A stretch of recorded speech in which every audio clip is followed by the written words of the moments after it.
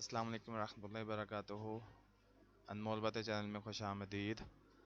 आज की इस वीडियो में मैं बताऊंगा कि रिज़्क़ में इजाफे के लिए नबी सल्लल्लाहु अलैहि वसल्लम के अमाल यानी कि जो उनकी सुन्नतें हैं वो चार कौन सी हैं। पहले, हर वक्त बावज़ू रहना। खाने से पहले बिस्मिल्लाह व अला बरकातिल्लाह पढ़ना।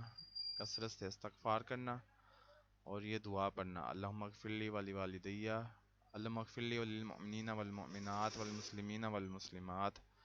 हदीस शरीफ का मफ़हूम है कि हज़रत अगर कोई शख्स 25 या 27 मरतबा इस दुआ को पढ़ ले तो दो चीज़ें मिलेंगी। अल्लाह ताला इसको मुस्तजाबुल दावात बना देते हैं, यानी कि उसकी तमाम दुआएं कबूल होती हैं। और अल्लाह ताला इसकी बरकत से, इस दुआ की बरकत से इसको रिज़्क़ देंगे और मखलूक को भी रिज़्क़ देंगे। उम्मीद करता हूँ आपको वीडियो पसंद आएगी। चैनल को सब्सक्राइब और लाइक कीजिएगा। अस्सलाम वालेकुम रहमतुल्लाहि व बरकातुहू।